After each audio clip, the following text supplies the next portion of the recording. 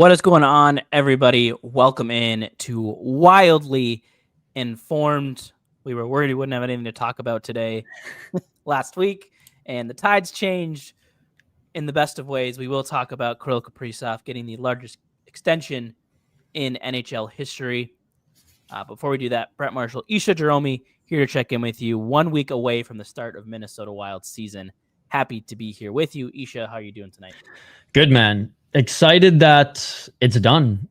It's inked. And now basically we just are all eyes on the preseason without any other, I guess, worries other than like hoping some of the guys who are banged up, come back in the lineup. And yeah, Marco Rossi got done.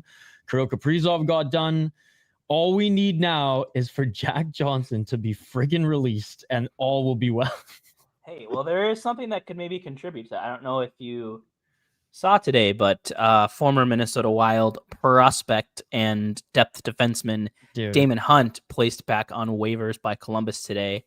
Given their situation, depending on Brodin, I would not be surprised to see the Wild throw a claim in like Damon Hunt, Jack Johnson, Damon Hunt, Jack Johnson. I think I'll take Damon Hunt, who you have a little bit more eyes on. You know what he is, know what he can be.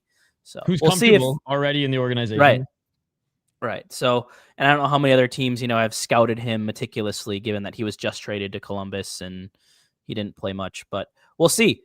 I hope they put a claim in. There could be other teams that want to do the same. I don't know how the waiver order works this time of year, but around 1:00 tomorrow, we should have some clarity to see if Damon Hunt is a member of the Wild again. Jason asks, but does he have bubble toes? Oh, good news is that Jack Johnson isn't listed on the roster. I think it's because he's on a PTO, because I remember when I was looking for like his number and I think also Brett Leeson's, I didn't see them on the roster. So I don't think they're officially on there during PTO, which is weird because they're suiting up in a Wild uniform. But so I don't know. They don't get the same, like if they have any bumps and bruises coming into camp, doctors don't look at them unless anything happens at camp. So yeah, it's a little bit of a unique scenario there. I remember Terry Ryan famously told the story of how he went to an ECHL camp on PTO, and this was coming off of being part of Montreal's organization, and he was missing teeth due to ball hockey in the summer, and had his nerves exposed, and was I'll just get them done when I get to camp. Gets to camp, he's like, yo, doc, I need my teeth, and they're like, who are you? You're on a PTO, dude. So he had to stage getting his teeth knocked out on the ice, but actually it was the boys got drunk in the room and they took a sledgehammer to his face and knocked out more teeth. Classic hockey story. There you go. Yeah, for sure. So kicking it off here, off that cool fun story to start things off, into our hockey headlines. A few notable things coming out in the last week or so. Perhaps the biggest contracts, I guess there's another one today that actually passed this one up, I think, or was about the same. But anyway, the New Jersey Devils and Luke Hughes came to terms on a 7-year, $63 million extension. That's $9 million per. Big time money for a young player, but not surprising given just what seems to be the going price now. Jackson Lacombe, former Minnesota Gopher, signed a similar deal with the Anaheim Ducks today, $9 million per. I think his might be an 8-year deal though instead of a 7. I don't have that in my show notes here, so I'll double check on that quick, but I'm pretty sure that's what it was. It's so crazy because Luke's brother Quinn just a couple years ago putting up, let's be honest, double the amount of points. Different type of defenseman, but I would say, Luke isn't just a defensive defenseman. He's kind of a hybrid, and Hughes is just, Quinn Hughes. But this was the similar type of deal that, Hughes got. Mind you, it wasn't the long term, right? So his re-up deal is going to be, 15 plus probably. But it's just crazy to see man, despite the skill, despite how quote unquote easily young defensemen have adapted in the NHL, it's just so weird. I'm not used to seeing young guys with this amount of output, even from the back end, get this much money so early. But the times are changing. Cap's going up for real this time. Yeah, and it's I think you almost kind of saw it a little bit with the Brock Faber class of defenseman. The Wild gave him the big deal. Then Jake Sanderson got paid shortly after that. It was kind of this shift in, it used to be you give these young defensemen give you the 3 to 4 year prove it bridge deal, 5.5. And now you're seeing nope, 8 years, we want you locked up. So, and to your point, as this cap continues to go up, and as we'll talk about the Kaprizov's contract, the percentage of your cap that larger contract is taking up is going to get smaller and smaller. So good piece of work by the Devils, I think. Anaheim, as I mentioned, the big shot on Jackson Lacombe, who kind of had a breakout season of sorts last year. Really good numbers all across the board, points-wise and under the hood metrics-wise. He goes 8 years, $9 million per, so $72 million. And I met him this summer at the Gophers golf tournament, and such a beauty. Didn't have time to sit down with us because they were just about to tee off when we were wrapping up, but yeah, beauty. And he was actually it seemed like he felt bad that he missed us because he was listed to come on, and there's just so many people. Then Nate Schmidt came and started shaking hands, kissing babies. He's Stanley Cup champion, and everyone rolled out the red carpet for him. But I think Hoppy and him are gonna do something for Fellowship of the Rink come this season, so look out for that.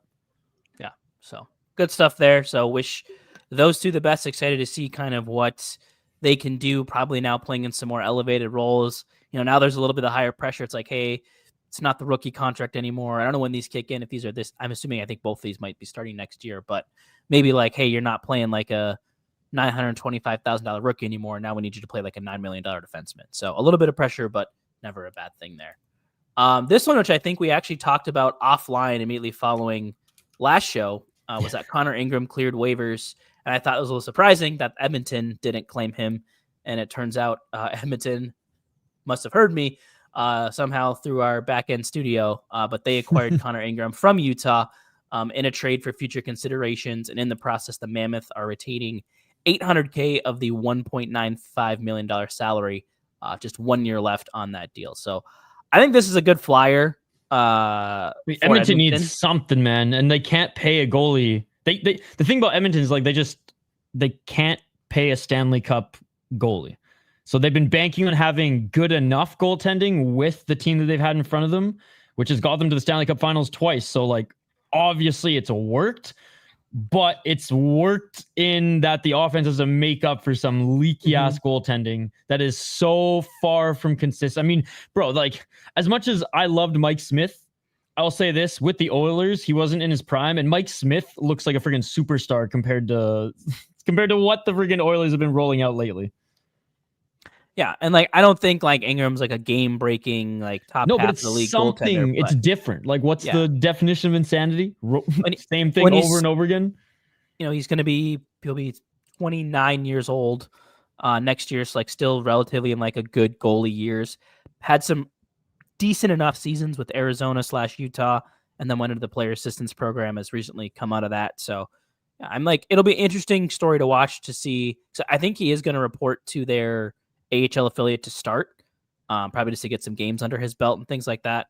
But I am curious to see how long that lasts and if he can come up and make an impact and be a piece to an Edmonton team that's trying to get over that final hurdle of getting the Stanley Cup in their hands. So is their farm team still in Oklahoma? Bakersfield. Okay, Bakersfield. That's what it is. Yeah, which is California, I think. Yeah. I mean, they used to be in Oklahoma, which I was random. Interesting. Yeah, it's when the Wild were in Houston. Just doesn't make sense to have teams that far away. Yeah, but Houston's still a sports. So Oklahoma screams ECHL, not AHL. Yeah, also true. Yeah, they have one professional sports team there. I think the Thunder. Anyway. Other news, a couple NHL alumni ones here. Max Pacioretty joins the Michigan hockey coaching staff as a special assistant to the head coach. So some Dwight Schrute shit there, but I'm not really sure how that works. But hey, getting his foot wet into probably going into coaching or management, right? Which feels for a guy like that, it just kind of makes sense. Yeah, I can't really explain it, but it makes sense. Yeah. He has that dad coach feel to him. He has since he was 24, to be honest. Yeah. No, great career for Max Pacioretty, an amazing goal scorer. I think it's weird because he played in Montreal, but because Price was there, because Subban was there, because even Gallagher, all just I don't want to say Carey Price was a loud as far as verbally loud, but just loud in the way he played. Subban was loud in the way he played and verbally, and Gallagher same, right? So he was kind of just overshadowed by popular players, not necessarily other superstars. Other than Price. yet he was like one of the best goal scorers in the league for like a few years with Montreal. So it was pretty awesome. And he survived that friggin' hit. Remember when like the I think it was like the penalty box glass, like between, or maybe it was like bench or something, but like stuck out a little bit. And I think they've since changed that, like in all rinks that had it. Yeah, Chara freaking and it wasn't him. Yeah, and it wasn't like a dirty hit. It was just like just the location on the ice made it horrible. And then I think you're right. Right after that, it's when they implemented the curved stanchion glass, kind of in like some of those areas where that could pop up. So.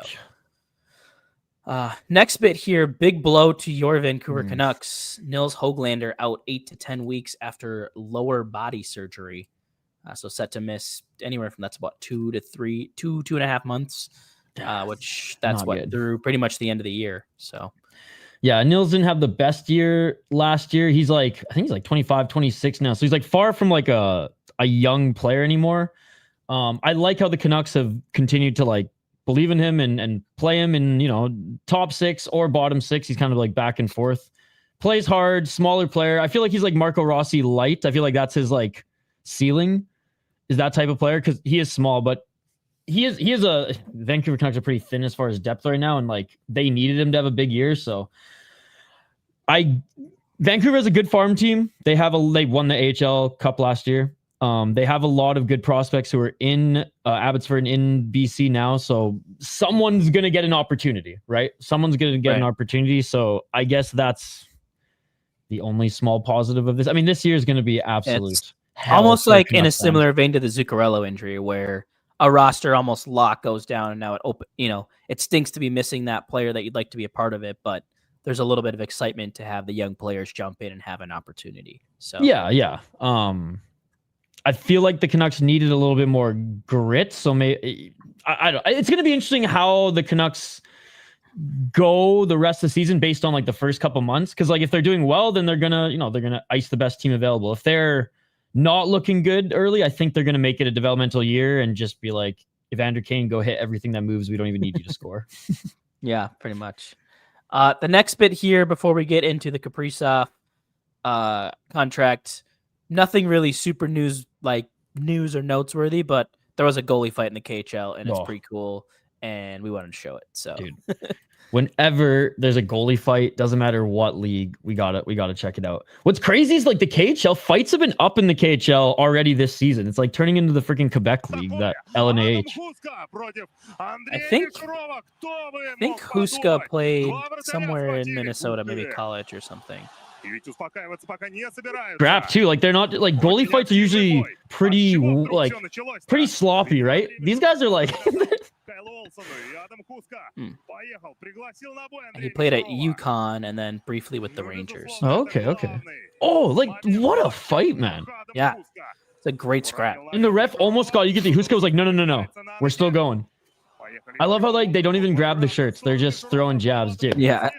What a fight, man. And then they're just like, we're done. What a fight! And like Russia's not known for fighting, right? Like that league, there's been a history of like a few teams that will just like go nuts and get a bunch of tough guys. God, I forget the name off the top of my head, but like they had like John Morasti as like their third string tough guy, and like all that guy did in the minors was fight. Like he fought so much that like teams couldn't control him. I remember Zenon Konopka was like, I was the only one who could control him in the AHL. Like coaches didn't even want to ice him because he was just a savage out there. And like Leblonsky, him, and there was somebody else on this one KHL team, Vitez, I think, very known to be run and owned by like some sort of like mafia boss in Russia. And he even owned, because in Russia, like he owns that team, the AHL team, and like the junior team. They're all like the same like name and everything. And I've heard stories of like he's like watching the junior team drinking like cognac, and after he finishes every glass, he just throws the glass at the wall. Like a servant will come and like clean up the glass, give him another one. And he's just like AK around his shoulder, just loving hockey and life. There you go. KHL's built a little different sometimes. Oh man, I love those stories. All right. Moving on, probably the biggest news coming out, the reason that most of you are probably going to listen to the show today, the Minnesota Wild, Kirill Kaprizov, as we mentioned off the top of the show, the deal is done, an NHL record, 8-year, $136 million contract, $7 million AAV with a full no movement clause, becoming the largest contract in NHL history by both total value and AAV. Pretty massive deal. To be honest, I'm shocked. I did not think that 8 years would be the term, but no, I thought it was going to be 5. That's what I thought it would land on. They got it done. I mean, I don't know why Wild fans are complaining. I mean, they were going to complain either way, whether it didn't matter what the number was, didn't matter what the term was. Wild fans are going to be complaining. Wild fans are going to be spinning this in a negative sense. Oh, like right on cue. What's up, Beta? So the Wild, they're looking at 8 years, first round playoff. Exactly. Right. Yes, absolutely, Beta. For sure. I don't know, man. I don't know what Wild fans want, to be honest. I have no idea what Wild fans want. So yeah. I'm glad they locked him up. I mean, I think last year all Wild fans and myself, someone who watches this team regularly every week, covers it. I was like, throw everything at him. You need to keep this guy, because you got to build around something other than Boldy. Boldy is like your perfect second line piece, right? But you need to build around at least one guy. At least one guy. You look at every team that won it, and like, yeah, there's depth, but there's always a superstar or more, by the way. Just saying, Colorado Avalanche, right? Yeah, the number is very, I guess, eerie right now because it's so big and we're not used to it. But like, yeah, there's definitely there's a reason why shock. It's that high. Like there, you know. And I think because the cap's going up, well, the landscape is changing. Right. And I think the big thing for me, Elliot Friedman reported that he believes that there was some tampering going on. Didn't say what teams, but that there were offers coming his direction, basically in the range of 7 by 20. So like we're talking like that's $140 million contract, so more than what the Wild paid. So I mean it shows me that GMs aren't out there going, we think that's a bad deal. Like we would have never paid that. Like there were GMs out there willing to pay more. And in the other vein of the Wild, like to your point, like what's the alternative? Like, yeah, you could just think like Brown's like, we want to get past. Well, obviously, okay. So like hockey fans don't want their teams to do well. Like, you know what I mean? It's like, obviously. So you guys think that signing Kaprizov is not going to help the team win? This guy going to walk the next year? Oh, right. We have all this cap to spend on who, guys? Exactly. On so like fucking who? Tell me. Because of his previous contract, he had a full no move clause, so he would get to choose where he would go. Which right there, that's going to drive down your return because they're going to be like, well, and that's if they could have traded him, right? And that's going to be, well, then you're going to lose him for nothing, and we'll just sign him when he comes, or you're going to take this offer that we're giving you and deal with it. Yeah, and, look, like 2 weeks ago, we were talking about, oh, it'd have been awesome if we could get the first round, somebody's first round pick, or whatever, and it's like that was wishful thinking, right? So could the return have been good? Yes, but I don't think those assets combined, regardless, were not going to add up to what Kirill Kaprizov is. Now, could the end of that contract be tougher? Absolutely. And I've seen a lot about like, what does it look like building a team around him? So I pulled kind of some numbers here. So the first note I want to make, so the salary cap, as we've talked about before, expected to increase over the next 3 seasons, we know for sure. So next season up to 95.5, season after that to 104. And then finally, I think in the 27-28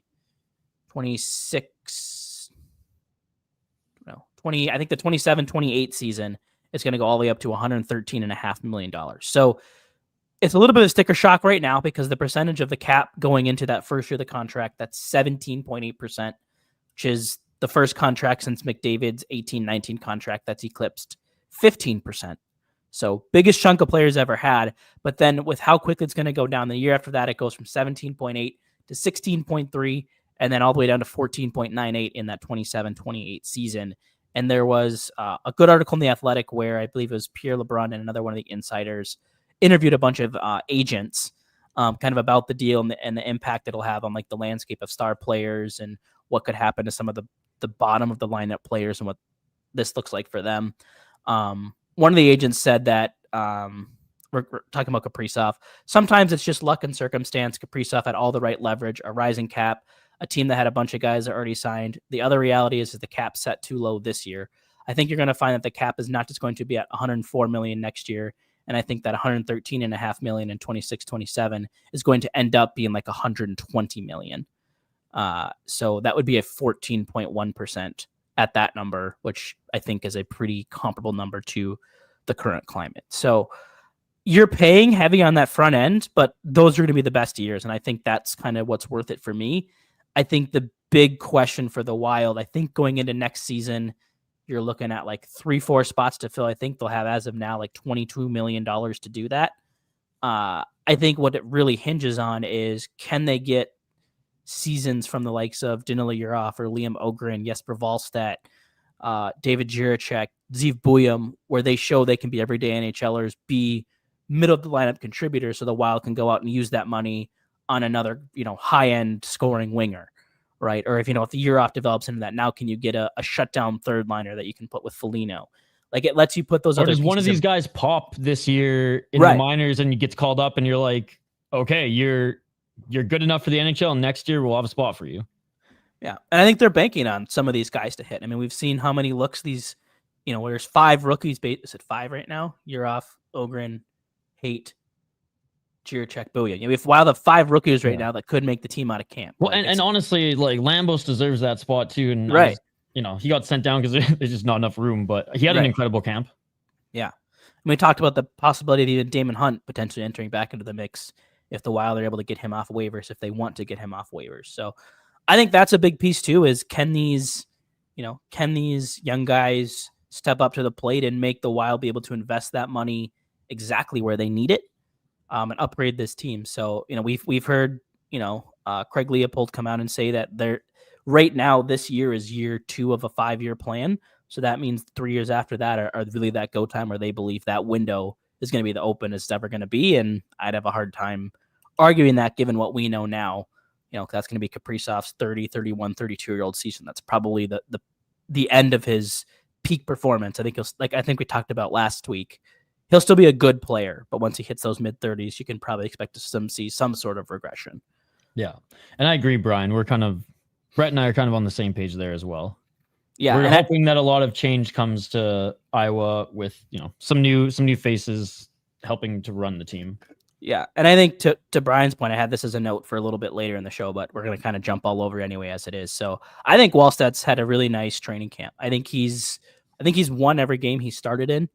I thought he bounced back really well in Winnipeg this week. Gave up a couple goals early and then really locked it down. I think he made 9 saves on the penalty kill, which is huge. And I think he looks confident. He seems I think he worked really hard in the offseason to kind of cut weight.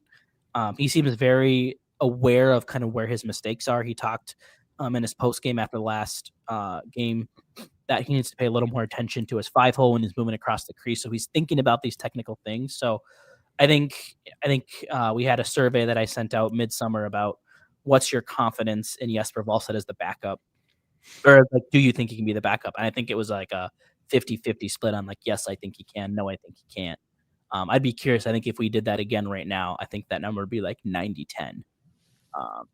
Now that we've kind of seen him rebounding, no pun intended, so far this preseason.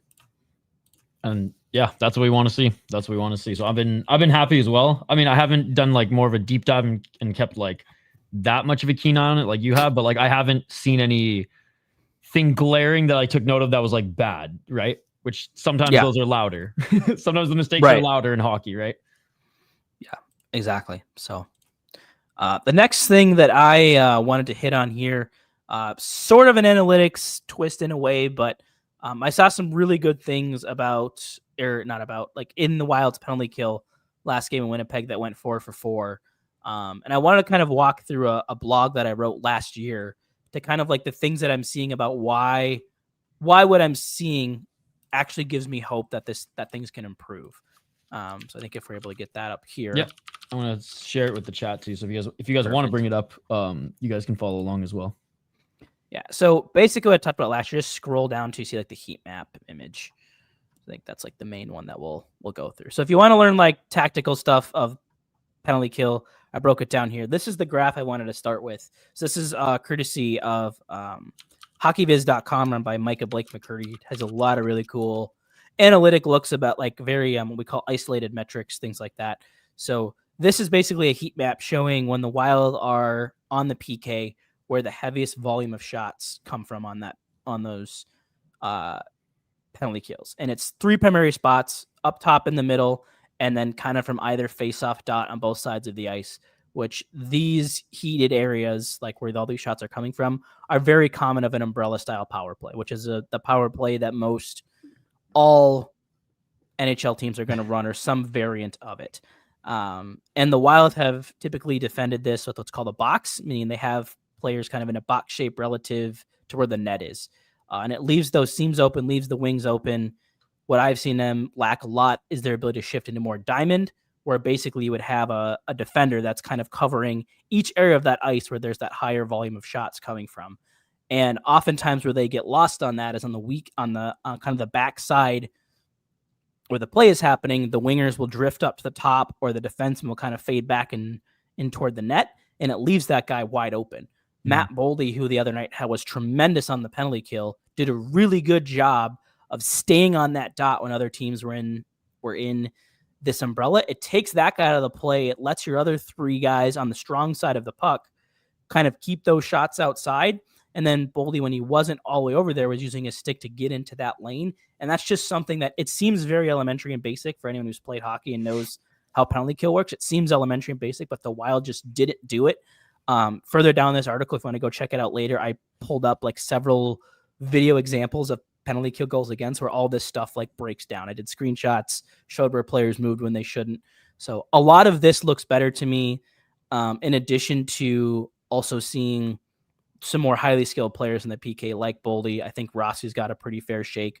We're seeing Hartman, Foligno, like Eck. Obviously Nico Sturm will probably factor in once he's back as well. So I think I finally have some optimism that things could get better. Is it going to be a top 10 kill in the league? I don't think so, but can we get out of the basement of like bottom 3 if we've been stuck in for 3 years? I have hope at this point. I have some hope. Yeah, it was tough sledding last year. It was like, I remember even streaming it to be like, dude, honestly, sometimes special teams, both ends, it was like, even offensively, it was like, all right, we're going to watch them not score a goal for 2 minutes again. And then both special teams look good in that runway of success the Wild built in the beginning of last season. And then when some of the key, like we even commented on, there's like one night where the PK looked bad. And then we referred to this article before and you're like, oh, so many things were fixed this night. And then it just kind of was not consistent. And then the injuries happened. And it was really just, let's just plug as many holes as we can and make sure that we're not a friggin' sieve out there. Yeah. So, I mean, if things can, I mean, I know it's easy to pull out a game where they went 4 for 4, but I don't think them going 4 for 4 in that game was a mistake. Like, I think the other thing we saw them clear pucks. And then I think I think we talked about this on that kind of episode or that time frame you're referring to, is once the Wild get the puck out, their penalty kill is really good at stopping and disrupting zone entries, which is where you can kill a lot of time. And I think that's a lot of what we saw the other night against Winnipeg, is they were able to win a few faceoffs, get clears, and then make it really difficult for Winnipeg to get back in the zone and get set up. Right. Yeah, I'm definitely going to keep a keen eye on that this year. Again, knock on wood that they're just healthy enough to be able to employ something of regularity. Right. And that, like, I've always been a person that like face-offs are somewhat of an overrated stat as a whole, but I think when you isolate them into like your penalty kill face-off win percentage, your power play face-off win percentage, that's where it gets important. The Wild, I think the past offensive or defensive zone, face-off. They've been like under 40%, I think, in the dot shorthanded. And if you can get a guy like Nico Sturm in here, who is a career, I think like 58% face-off guy, to the point we just made about being able to disrupt zone entries after getting a clear. If he can win face-offs, they can clear the puck down and then disrupt a zone entry. You've probably killed right there 30 to 45 seconds. Where historically, when they're losing those draws, that's 30 to 45 seconds opposing teams had to put pucks on net. And how many times last year do we see them lose a face-off and a puck's in the back of the net within 5 to 6 seconds of the face-off? Yeah. No, I mean, it's obviously fundamentals important. And I just remember like growing up watching like the good Canucks, whatever, it's 2009 to like 2013. And the possession game was key with the Sedins, right? I remember like, I think the Canucks only had like Manny Malhotra on the roster for like 2-3 years before his eye injury. And that took him out of the playing pro. And like, he didn't play much towards the end, but he was the face-off guy. Dude, he would come out first line. And even like like Burrows would, like Hank and Danny would go to the side. Burrows would come in after and switch with him. He would go there, take the face off, send it to the back, skate off. Burrows would come on, and it was like in every key situation, like obviously, like every now and then Hank would have to take one, whatever. But like if they could get Manny out there, like that's how important in certain areas, like you said, not every draw, but certain key draws. It's like it's so important to have that guy. And Sturm was a lot younger than Manny was when he was with the Canucks then. So I think that is, low key positive as you highlight. Yeah. So I'm interested to see if we even see stuff sometimes like, hey, like maybe not even just penalty kill, but if there's like a, in overtime, if Nico is their guy on, to win draws, does he go out there, take the opening draw, get it back to the defense, and then immediately switch for so you can go Kaprizov holding a defenseman or something along those lines? Or like, if there's situations like, hey, we late in the game, we need a face-off win, we have a 6-on-4, Nico Sturm win the draw, sprint to the bench and get somebody else out there. So I'm wondering like if he's even like if there's abilities leaned on in situations like that too. So yeah, absolutely, Brian. There's so much that needs to be fixed in Iowa, but those are 100% very key. It's almost like Brett McLean, who used to run the penalty kill, went to Iowa and then tried to do the same thing, and it didn't work again. Yeah. Interesting. Yep. All right, we got some opinions to puck. We do. I just want to say, puck, your opinion. So already hit on one of them, kind of with the Kaprizov, like is the AAV the term, like is it too much? And I think ultimately, that the cop-out answer is time will tell, but I think there's sticker shock now because it's the first deal of its kind. But I think I think the Athletic put it really well. Like Kaprizov was kind of just the first domino. Yeah. And there's going to be like, I would not be surprised if McDavid signs a contract in the next, couple weeks that's similar to what we saw from Kaprizov. Maybe not as much term. I could see him going shorter on term because he is the best player in the world. And so maybe he just say, hey, I'm going to give this 2 to 3 more years, make it work, or I'm out of here type of thing. So, but I think it's worth it. Bro, Minnesota's way doper than Edmonton. I don't know why he's still there, to be honest. Yeah, no kidding. So it's a good team. I'm kidding for those who like Edmonton, but like Edmonton is a dump, dude. Yeah. I think the other thing, the last thing on the Kaprizov contract that I forgot to throw in the notes here that I think is important from a team building standpoint is I think, knowing that you have Kaprizov, you're now Boldy, Faber, like you kind of have this core locked up and it's here to stay. I think that makes it a more attractive destination for free agents. You look this offseason, it's like, well, if I sign now, what if Kaprizov leaves? Is this team like going to compete? No, that's a huge thing. And I forget, somebody wrote an article about that was like, maybe this helps attract even just one extra like splash piece. And again, it's free agency. You're never getting a superstar. Panarin for 2 years. Fuck that would. Yeah, I was just about to say like, maybe it's not a superstar, but that like you never know who that attracts. 34-year-old Panarin, a superstar, but again, I think he could still contribute. So like those types of players that I think, if Kaprizov's not here, there's probably zero interest. Now all of a sudden they're maybe at least willing to pick up the phone, take a call. So I think all around from the Wild, this is what had to be done. Happy that it got done. To your point, really excited. We were kind of going into the season with like no big contracts looming. I think maybe the other main one I'd hope to maybe see get done is Philip Gustafsson, because as you and I have talked about, I think it's worth betting on him and getting out ahead of it. But I don't know about that, Julia. I don't know if Kaprizov was the reason, but sure, we'll go. No, I think there was a Russo article where he actually did talk about that, where Kaprizov actually like kind of called him in because he had a no move. Oh, okay. And so I think he was kind of asking around a little bit of like, hey, what do you like to hear? And I think Kaprizov kind of said like, hey, I would, I'd like to see you. Well, then there you go. So. And he didn't even have his extension yet. All right. Schmidt to go says, so is this team better than last year? A lot worse. Same. Injuries have already started. Vlad looks meh. Buyum and Yurov could use a little time in Iowa, but promising division is better. I think I want to believe this team is better, but to the point we made a little bit ago, it really hinges on what do they get from Zeev Buyum? What do they get from Danil Yurov, Liam Ogren, Hunter Haight, David Jiricek? If those guys take any sort of step, it is absolutely a better team than last year. Like, I think Vladimir Tarasenko, even at his age, is an upgrade over Marcus Johansson in a healthy top 6. I think, we'll talk about it here in a minute, but the Wild are going to have this line together tomorrow to get looks for the rookies. But like a Foligno, Sturm, Trenyan is going to be the Wild's fourth line tomorrow. Like, that could be a legitimate fourth line if Ogren and Urhoff are consistent. One of those two hits, and can, if all of a sudden now you can have a Johansson, Hartman, Urhoff or Ogren line when Zuccarello comes back, and then you have a Foligno, Sturm, Trenyan fourth line.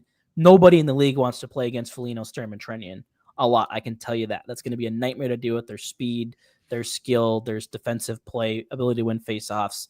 Have kind of a tertiary scoring line with Johansson, Hartman, Ogren, or Urhoff, or whoever it is. Like, I think they're a better team if healthy, and if I think you have to have at least one of the forwards and one of the defensemen step up. Buyam is assumed to be that guy, but if Jiricek can, anything beyond that's a bonus. But I think they can be better than what they were last year. And my expectation is for them to be better than last year, because I think the team is better, and not being better, I think, would be, you consider it a failure. Yeah, no, for sure. And we can keep using the injury cop out. And it's just one of those things where it's like, man, the Wild were decimated 2 years in a row. The hockey gods gotta just ease some tension, right? All right, I'm gonna let you guys cook a little bit this year, because it's actually insane, to the point where I was looking through the medical staff and trying to find okay, is there any concern about maybe is it internal as far as rehabbing that's an issue? Because I think we talked about this on one episode. It became really bad in Vancouver at one point, where they were they just they went clean house on their medical team just for anything. Maybe rehab is not as good, because some of these guys are going to their own doctors now. And I asked around, and it didn't seem to be the case. Just bad luck. Yeah, I mean, there was I think the Kaprizov Ek ones are probably the frustrating ones, because they were more of they pulled something or whatever it was, where Spurgeon got slew-footed into the wall. Jake Middleton takes a slap shot to his pinky. Matt Zuccarello's balls gets hit in the nuts. There is no training staff on the planet that is helping any of those injuries. And I think and I was critical of them at the time. I'll admit I was in that camp of we got something going on here. And then you think, because it's just so regular. Yeah. Then it's no, it's just bad luck. Well, and then you look at a guy like Jared Spurgeon, who you saw that injury happen in real time. His season is over. His career might be over. And he came back. And he was back out. And I think he played damn good last year. Yeah. And I think in a shorter time than we expected at that too. So I think go both ways, but they're healing up. Obviously we got the news Zuccarello will be out. I think they said 2 to 2.5 months, I think was the timeline. But Brodin potentially tracking to play night one. We'll see, or he's on track to be back earlier than expected. So we'll see. Brian says, I think Urhoff could use some time in Iowa. Greg Cronin can teach him a thing or two. The thing with the Russian guys is that they don't want to go down to the AHL. They'd rather go back to the KHL. And I think unless there's gaping holes in his game, he ain't going to Iowa, because that's the leverage that the Wild will be able to say to him and his team and be hey, listen, you're gonna get time, but look at the film. You don't have a defense for this. You have to go on they'll probably name 5-game conditioning stint or whatever, and that way you can frame. But if it's just he's okay 100%. So far, he's not going down. It's not happening, for better or for worse. Yeah, I'm right there with you. I think he's either the 13th forward, if he's not in the lineup, or it might be hey, we're just gonna get you down to Iowa for 5 to 10 games for you to play some big minutes, just get a better feel for the North American game. They have to frame it in that we're sending you there to fix something, and it's a positive, and you're going to come back up. Because if they do it in a way that's we're punishing you for this, and you're not ready, and you're not going to be a guy, he's going back to the KHL. They've made it very known. This is it's one of those things where I'm not even operating under any possibility that he will be in Iowa this year. That's just honestly, it makes things easier to kind of go through. And he's going to have a really big opportunity tomorrow. So the Wild's final preseason game, he's getting the look on the second line with Eriksson Ek and Tarasenko. So he's getting that spot to start over Liam Ogren, over Hunter Haight. So it's a big opportunity. I'm trying to find the quote here from John Hines about that combination. Where? Jazzy or Jazz Festes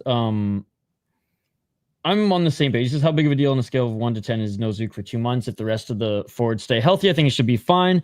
But if the depth definitely gets sus if one or two guys gets knocked down, especially if the young guys who are going to be getting time due to the injury aren't playing even well. Not great, but if they're playing well, I think it'll be okay. If they're playing bad, then it's going to be a concern for sure. Yeah, and I think like to the point, I think we maybe hit on this in the last episode, like, and even at the top, like having Zuccarello out stinks, but it's a best case scenario to get, a longer extended look at a Urov or an Ogre and see what you have in them. It's one of those things where Wild fans are like, we need an opportunity for the young guys. Like, well, it's not in the best way, but there's an opportunity. Hopefully it works out for one of these guys. Yeah, and part of me would rather have this happen now than in the middle of the season too. So yeah, and Schmitty, I'm with you. Like, yeah, especially since he didn't come in world beater. Like, I can play any position. I'm that good. It's like, no, we need to develop you positionally a little bit to start. Well, and they want to get him to look at center because in kind of a way that's uncommon for kind of some first round rookies who often have like, hey, the offensive talent's clearly there, but got to work on the defensive side of the puck. Urov's almost a little bit more of the opposite. Like, his two-way game is great. Yeah. Like it's can the offense come in the NHL? Right. And I think as we talked about in this, and I think in a very similar vein with how Urov or how, Ek and Tarasenko could create opportunities for Ogre. And I think Urov is in that same boat. Like, I think of those two very similarly. And, I think the big thing here, we're seeing it reflected with the lineup tomorrow night, but John Hines made a comment because they did make a switch about halfway through the game to swap Ogren and Urov. That was pre-planned. Then Hines came out afterwards and said both players played well, but that he liked the chemistry and he at least maybe saw a little something with that Urov Ek Tarasenko, who I thought Urov in my mind had his best preseason game in Winnipeg. He was noticeable, making smart plays, got in on some scoring chances, things like that. Not to say Ogren didn't do anything, but maybe just didn't pop in that same way. So I thought in that last preseason game too, I'm not sure if you're able to catch it or not, but Zeev Buium, I think, definitely had his best. Yeah, I mean, thank God, because it hasn't been easy. Yeah, I think like what you saw, I think like you've seen maybe some of those plays earlier on with Buium where he would want to make a play or he would kind of think about and he wouldn't fully commit to it and would kind of make these timid plays at times, turn pucks over. I thought in the Winnipeg game, he looked much more assertive. He's like, I'm going to take this puck to the net. He has to, right? His style of play doesn't work if you're trigger shy at all, right? Yeah. And there was just like some plays where they were, neutral zone cycle and he would see a lane and he took it, right? Like, he's not a guy that was like necessarily touted for his foot speed, but I think he's like kind of sneaky fast. Made some really smart plays in that way. So I think I think that's the kind of player he needs to be. Like, hey, if you see an opportunity offensively, especially if he gets paired up with Jared Spurgeon at some point, like, go take that chance. Yeah. Like, that's what you need to do. Like, that's the aspect of your game that no other player on the Wild blue line has, is his ability to be creative and jump up into the plays like that. So I think there's a lot of positive for him. He obviously picked up the assist in the power play goal with a nice little wrister through traffic that Kaprizov tipped. Like, another dynamic, like the Wild have had, like we've seen Faber and Spurgeon, Dumba at times kind of quarterback with some shots, but it's not like a penalty kill going up against a Roman Josi quarterbacked power player, Victor Hedman, where you're kind of worried about what that guy up top is going to do. Well, I think if Buium has the potential to kind of be that guy where, hey, now I have to respect the shot here. I can't totally cheat a pass or whatever it might be. So there was a lot to like, I think, last game. So I think like going into this final one here, I'm really, looking to see, can Urov build on that chemistry? Can Ogren still solidify that he deserves a lineup spot? Can Buium really like build on that confidence? And then David Jiricek, the last one here. I know we've kind of hit on the same topic a couple weeks in a row, but probably I think had one of his tougher preseason games, pretty bad turnover that led to Winnipeg's first goal. But I think he's had a lot more good than bad in this preseason. So just looking for him not necessarily to like be outstanding tomorrow night, but more so and just like just have a nice bounce back, like just kind of get back to the good stuff that you were doing and try to avoid those unfortunate turnovers. Yeah. And if Hunt comes back our way some way, then the Wild are just laughing as far as their young defensive depth. Yeah, or at least, I shouldn't say depth, but like lottery tickets, we'll say. Yeah, which it'd be really interesting because it almost be back in the same boat he was in as like this. I doubt he slots in immediately over Bogosian, just given that they'd have no time to look at that without some practices mixed in to start. But like, it would just be weird for him to be kind of right back in the I'm the seventh guy again, like may never play unless there's an injury. So then what happens? Like, does he hit waivers? Do they carry 7-8 defensemen? Or like what does that turn into? But does he get enough looks or another team scouts like, oh, we'll give up a 4th round pick for him or something, whatever. And it's like, okay. Or like some asset that will just play in Iowa that, again, anything to help that team. So, well, thanks for the questions here, guys, at the end. Helped round out the show a little bit. Brett, what do you got coming up before next week's show? Yeah, not much. The next episode should be night before season opener. So at that point, we should probably have some clarity into the opening night lineup. And we'll probably talk a little bit about our expectations kind of around the league. We've gone through the Central, but we'll maybe take a little bit of a wider look at the Pacific. We'll kind of have a good feel of what teams are going to look like, who's going to be in, who's going to be out, Stanley Cup predictions, all that fun stuff. So it'll be kind of that last, like, buckle up, here we go kind of episode, but should be a good one. And then, like I mentioned, about a week from today, we'll probably know the final score of the Wild's first game of the regular season. So hell yeah. I just saw the Tampa Bay friggin' Florida. I don't want to call it line brawl because only 2 guys fought, or like 2 guys on each team fought, but we said this last week too, but like every preseason, I'm always like, damn, there's a lot of fighting. And then I remember like that's preseason. It's like, if anything, preseason's like more AHL-esque than the NHL. It's especially those games like the Wild had the one night where like your top line was Hartman, Foligno, and Johansson. Like, the bottom of the lineup guys are looking to try to make a name for themselves somehow in that game. Bro, Brian, the double H combo is going to be nasty down there, especially if like Matthew Sop might be able to center them. We'll see. I think like it's easy to like put all the focus on Urov and Ogren, given they're the ones given the opportunity, but Nico Sturm back feels like we maybe pushed Hunter Hayes out a little bit. I wouldn't rule him out yet as I don't know how much they've looked at him on the wing yet, which I think is the one thing that maybe could push him out if Nico Sturm is back. But I'm just stoked that like he's legit. You know what I mean? It's like he's a year ahead of my predicted development, right? Is that fair to say? Yeah. Because I didn't think he'd be even like sniffing like NHL conversation until next year. Like I thought he needed another like good year in Iowa. Yeah. Hoptic saying Europe deserves to start over Ogren, in my opinion. If Ogren becomes a liability, Ogren gets his chance. Wait, Ogren becomes a liability. I think he means if Europe becomes a liability. Got you. So yeah, there you got it. Let's see. Other things coming up. We'll have the 15 through 10 of our prospect countdown. Oh yes, I will probably be there too on Monday. Yeah, so me, Hoppy, and Z kicked it off with 16 through 20 on Monday.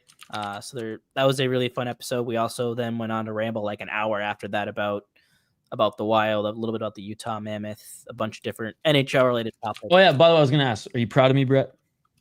Yeah, that you didn't put him at 1. I listened to the show, right? And I was like, who the fuck? I thought it was like Z or Hoppy, and then you're like, oh, I gave Isha number 1 for our boy Stevie Leskovar, and I was like, I'm not gonna mess it up this year. I'm not gonna mess it up. But I did put him at 10, which I truly believe is the 10th best prospect. So there you go. And then Hoppy made your graphic nice and big. Yeah, you weren't there. I know. But we, as it always is, that's a really for those that are new to the show, that's been something my former podcast on the Foghorn. So my cohorts there, just the 4th year, third or 4th year. That sounds right. So we've just every year we've come together, and it's been 6 of us.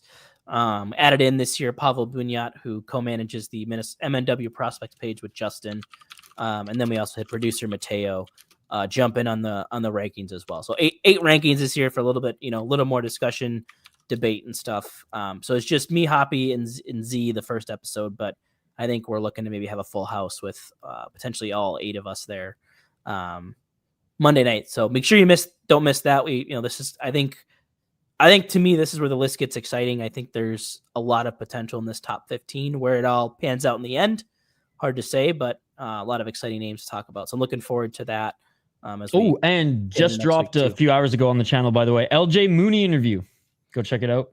USA Hockey and Gopher player now. He was a beauty, so check that out as well.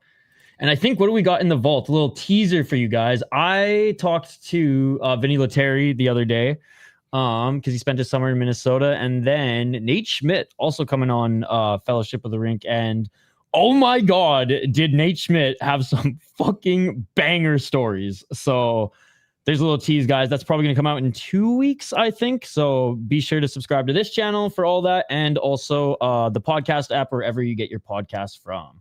Yeah, like Sota potting out, like the content is like churning out like daily, like for the next couple It's crazy, weeks. man. It's crazy. Like, so much cool stuff. And we have college hockey starting. So the college hockey boys are back. And Jason Bryant, which by the way, shout out to our boy Jason Bryant. He joins the network as a contributor and then, gives us $5 for a membership. Jason, we should be paying you $5, motherfucker. We should be paying you $5. Thank you so much, Jason. He every Sunday, it's a quick, short and sweet show. College hockey wrap up, women's and men's, every single Minnesota team. He gives like the scores, a little bit on who scored, some highlights of the game. There's some like key points, and then moves on. It's about a 7 to 10 minute show. So whatever Minnesota hockey team, the college hockey team is yours. Whether you're an alumni of or whatever, if that's your school or if you're just a Gophers fan, there's a little bit of updates for everyone because I know there's so much sports every weekend. Jason's going to be contributing that to just the podcast feed. We might add it to YouTube down the road, but the Sota Pod podcast feed, and that's where this episode drops in audio form too. If you don't have YouTube Premium but want to listen to us at work, it should be up tomorrow. Yeah, it's gonna be great. So like I said, lots of great stuff. We got a little bit of everything. Got the inside information. We got the NHL coverage, the college coverage, prospect coverage, whatever you got. If you're a Minnesota hockey fiend, we got it here for you on the Sota Pod. So. One more week, Brett. One more week. Yeah, all right, guys. Crazy. I cannot Thanks believe for listening. October. Let's go. Let's go, baby. See you next week. See ya.